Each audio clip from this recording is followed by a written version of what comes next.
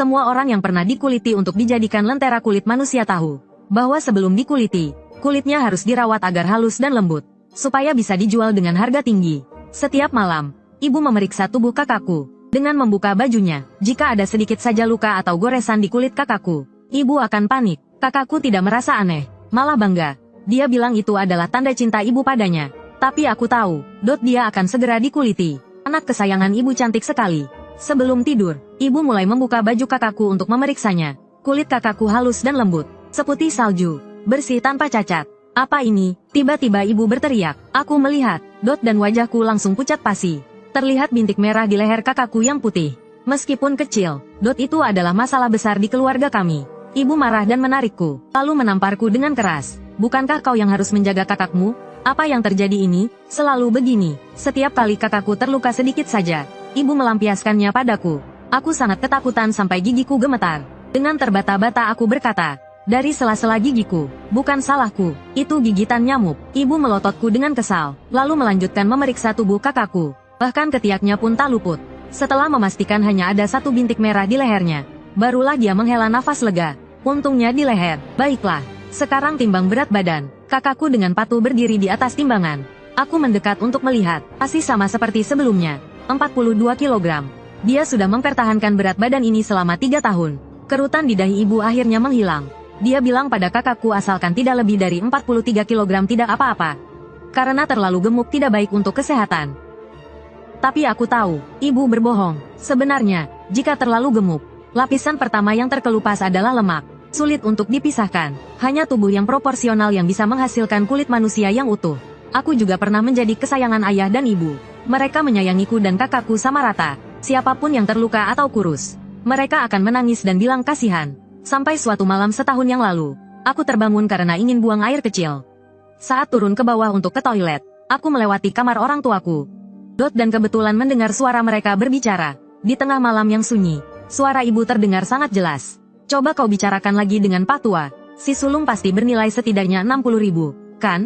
Si sulung adalah kakakku. Begini saja, si sulung dan si bungsu kita jual sekaligus. Harga pas, 120.000. Lagi pula usia mereka hanya terpaut 1 tahun. Kulit dan tulangnya hampir sama. Cari waktu untuk bicara baik-baik dengannya. Kupas saja keduanya sekaligus. Tahun depan kita bisa bikin lebih banyak lampion kulit manusia. Lampion kulit manusia. Napasku tercekat. Kepalaku berdenging. Aku merasa dingin dari ujung kepala sampai ujung kaki. Ayah dan ibu ingin menjual aku dan kakakku kepada kakek 6 untuk dijadikan lampion kulit manusia. Semua yang ku ketahui selama belasan tahun ini hancur. Aku sangat ketakutan sampai merangkak kembali ke kamar. Setelah malam itu, aku selalu dihantui rasa takut. Aku pun memutuskan sesuatu, merusak kulitku yang mulus. Aku sengaja menjatuhkan diri dari lantai atas. Punggungku tergores panjang, hampir membelah seluruh punggungku. Melihat itu, ibu langsung berubah. Dia marah besar, dan memaki-makiku anak sial pembawa sial. Setelah memukulku habis-habisan, dia tidak pernah memeriksa tubuhku lagi. Sejak hari itu juga, dia menyuruhku melakukan semua pekerjaan rumah. Seperti mencuci, memasak, memberi makan ayam, dan menggembala sapi. Jika aku menolak, aku akan dipukuli. Kakakku, setelah tahu, bukannya menghiburku, malah mengejekku bodoh. Jatuh dari tangga saja bisa luka separah ini. Pantas saja ayah dan ibu tidak menyayangimu. Tertawa terbahak-bahak, dia pikir ayah dan ibu sangat menyayanginya. Padahal, ini hanyalah transaksi bisnis. Aku jadi penasaran bagaimana rupa kakakku saat dikuliti. Saat itu, apakah dia masih akan sesombong ini? Hari berlalu seperti air. 1 tahun telah berlalu. Hubunganku dengan kakakku semakin memburuk. Dia memperlakukanku seperti anjing. Sedikit saja tidak sesuai keinginannya, dia akan memukul dan memaki-makiku. Barusan dia menggangguku lagi. Tapi kali ini, ibu tidak membantunya. Ibu hanya memaki-maki sedikit lalu menyuruhku menggembalakan sapi di gunung. Padahal masih siang dan sapinya belum kenyang. Ibu tiba-tiba mendorongku. Pergi sana, banyak bicara, mau tak mau. Aku pun keluar rumah dengan berat hati. Tapi aku tidak pergi ke gunung. Aku hanya berkeliaran di sekitar rumah lalu kembali. Biasanya sapi baru digiring pulang. Menjelang makan malam, ibu pasti sengaja mencari alasan untuk mengusirku. Ada yang tidak beres. Mungkinkah kakakku akan dikuliti hari ini? Aku menahan rasa penasaran, dan bersembunyi di jalan yang akan mereka lewati. Saat aku sedang menunggu dengan fokus, tiba-tiba ada tangan yang menutup mulutku dari belakang. Aku sangat terkejut sampai jantungku hampir copot.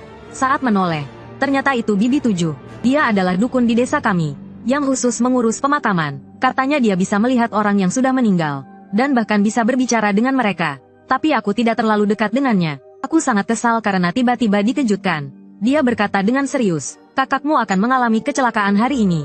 Aku menatapnya dengan terkejut. Bagaimana kau tahu? Bibi Qi mengatakan dia menghitungnya dengan jari-jarinya. Sebentar lagi Imlek, kakakmu mungkin tidak bisa menghindari bencana hari ini. Tapi kau bisa. Aku tertegun. Apa urusannya denganku? Bibi Qi mendengus. Dengan orang tuamu yang serakah itu. Apa kau pikir mereka akan melepaskanmu? Kulitku terluka. Tidak ada gunanya bagi mereka untuk mengambilnya. Bagaimana bisa tidak berguna? Jika kulit punggungmu rusak, masih ada kulit kakimu. Bahkan jika semuanya rusak, masih ada tulang dan organ dalammu. Banyak kegunaannya. Aku gemetar mendengar kata-katanya. Bibi Qi berkata lagi dia bisa membantuku. Tapi sebagai imbalannya, aku harap kau bisa memberiku pakaian dalam kakakmu. Saat aku ingin bertanya untuk apa dia menginginkannya, terdengar suara langkah kaki dari kejauhan. Aku segera berbisik, itu ayah, ibu, dan kakak. Mereka berjalan menuju rumah kakek Liu sambil mengobrol dan tertawa. Setelah mereka pergi, Bibi Qi mengeluarkan sebuah pil putih dari sakunya dan memberikannya padaku. Ini untukmu, pastikan kau memakannya sebelum kakakmu dikuliti. Kalau tidak, dia akan melihatmu. Ingat, jangan biarkan dia melihatmu. Setelah mengatakan itu, Bibi Qi pergi dengan panik. Aku tidak sempat menghentikannya. Aku hanya bisa pergi ke rumah kakek Liu untuk melihat-lihat. Rumah kakek Liu adalah rumah bergaya Tiongkok. 4 lentera merah besar tergantung di pintu masuk. Pintunya juga berwarna merah cerah. Terlihat baik-baik saja di siang hari, tapi menakutkan di malam hari. Aku tidak berani melewati pintu depan. Jadi aku memutar ke belakang rumah. Ada pohon beringin besar di sana. Aku memperkirakan waktunya tepat sebelum memanjatnya. Siapa sangka, begitu aku duduk, aku melihat kakakku jatuh lemas ke tanah. Ada gelas pecah di sebelahnya. Lalu, ayah dan ibu mengangkat kakakku dan membaringkannya di bangku panjang. Setelah melakukan semua ini, kakek Liu yang duduk di seberangnya perlahan berdiri. Dia mengelilingi kakakku, mengucapkan sesuatu, mengoceh tak jelas. Lalu dia mengeluarkan paku panjang dan palu, dan membuat lubang di atas kepala kakakku. Anehnya, kakakku tidak bangun, sampai kakek Liu menuangkan air raksa ke dalam lubang itu. Mata kakakku tiba-tiba terbuka, tubuhnya sedikit bergerak, matanya melotot, tapi tak lama kemudian, kakakku tidak bergerak lagi. Kulitnya terpisah dengan sendirinya, lalu kakek Liu menariknya dengan lembut. Kulit manusia yang utuh telah terkelupas. Melihat itu, ayah dan ibu saling berpandangan dan tersenyum tanpa suara. Kakek enam memeluk kulit manusia itu dengan penuh sayang. Ia terus memuji ayah dan ibu karena telah melakukan pekerjaan yang bagus kali ini. Dia juga mengatakan bahwa kulit manusia ini memiliki bentuk tubuh yang proporsional. Teksturnya kencang, dan pasti bisa dibuat menjadi lampion yang sangat indah. Kemudian mereka mulai menebak, berapa banyak lampion yang bisa dibuat dari kulit manusia ini. Ayah mengulurkan 5 jari, sambil tersenyum lebar. Ia berkata, 5. Ibu berkata, kakak perempuan masih kecil. Menurutku paling banyak 3. Kakek enam mengacungkan jempolnya, memuji ibu karena tebakannya tepat. Mereka semua tertawa terbahak-bahak. Di belakang mereka, mata kakak perempuan bergerak, tanpa kulit. Seluruh tubuhnya merah darah seperti monster. Tatapannya beralih ke kakek enam, ayah, dan ibu. Lalu mulai berputar cepat tanpa kendali. Seperti kipas angin yang lepas kendali. Aku tiba-tiba teringat pesan 7. Aku segera mengeluarkan pil dan menelannya. Tak lama kemudian, mata kakak perempuan berhenti bergerak. Tepat tertuju pada kakek enam. Mereka bertiga belum menyadari ada yang aneh. Mereka terus bercanda dan berdiskusi tentang bagaimana cara menangani tubuh kakak perempuan. Kakek enam berkata untuk melakukan seperti sebelumnya, yaitu memberikannya kepada babi peliharaan. Namun, ibu berkata kali ini ia ingin sebuah tas. Dia bilang ada seorang desainer muda di luar negeri yang menggunakan tulang belakang bayi untuk membuat pegangan tas. Tas itu merupakan barang mewah. Ayah juga berkata ia ingin joran pancing. Dia bilang joran pancing dari tulang manusia pasti keren. Kakek enam terlihat sedikit kesulitan. Ia beralasan takut tidak bisa membuatnya dengan baik. Ibu tidak senang. Aku hanya ingin sebuah tas. Kalau kamu tidak mau, lain kali jangan berikan kami bayi perempuan lagi untuk dibesarkan. Ayah segera menyaut. Betul sekali. Sudah membesarkan mereka selama belasan tahun. Minta joran saja tidak boleh. 2. Pembuluh darah di otakku rasanya seperti akan meledak. Hampir seluruh tubuhku gemetar. Mereka ternyata bukan orang tua kandungku. Meskipun di desa selalu ada kasus perdagangan anak, aku tidak pernah berpikir aku adalah korbannya. Saat otakku kosong, tubuh kakak perempuan tiba-tiba duduk tegak. Tenggorokannya juga mengeluarkan suara raungan. Mereka bertiga terkejut. Ibu berteriak dan bersembunyi di balik ayah. Mayat hidup, kakek enam mengerutkan kening. Setelah meraba jarinya, ia tersenyum dan berkata, tidak apa-apa, hanya sekarat napas terakhir saja. Beberapa orang juga seperti ini saat dikremasi.